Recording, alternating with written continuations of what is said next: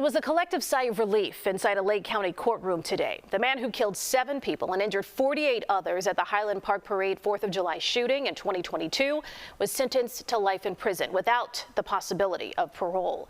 Our Marissa Sulek joins us now with what this means moving forward for the Highland Park community. Marissa.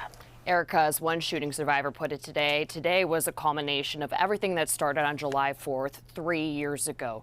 Robert Crimo III was sentenced to 7 consecutive life sentences, which means it's unlikely he will ever be able to appeal his case or have a governor grant him clemency.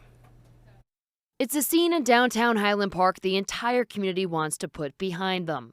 This week, survivors and families of victims spoke one last time before the man who killed 7 people and wounded dozens of others was sentenced to be put behind bars the rest of his life. When I was shot in the pelvis. Liz Turnipseed spoke at Robert Crimo III's sentencing hearing. She says when she was injured at the parade, she was with her husband and daughter. She knows about it. She knows that there's the bad man that hurt mommy.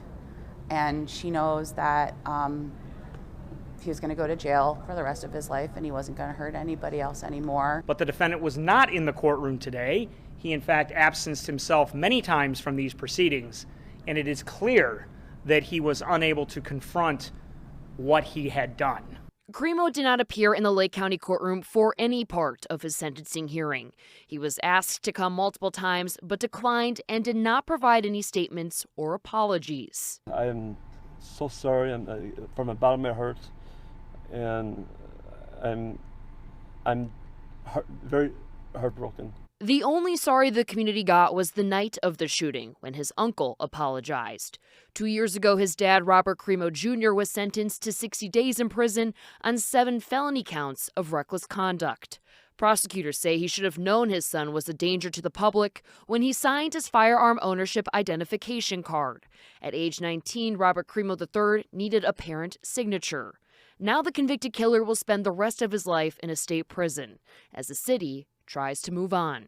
Highland Park is resilient, and he didn't get what he wanted at the end of the day. He hurt a lot of people, but we're all here. Crimo will also serve 50 years for each of the 48 attempted murder counts concurrently. There are also victims pursuing a civil case that is still ongoing. We're live at the control room. Marissa Sulek, CBS News, Chicago. Erica. Thank you, Marissa.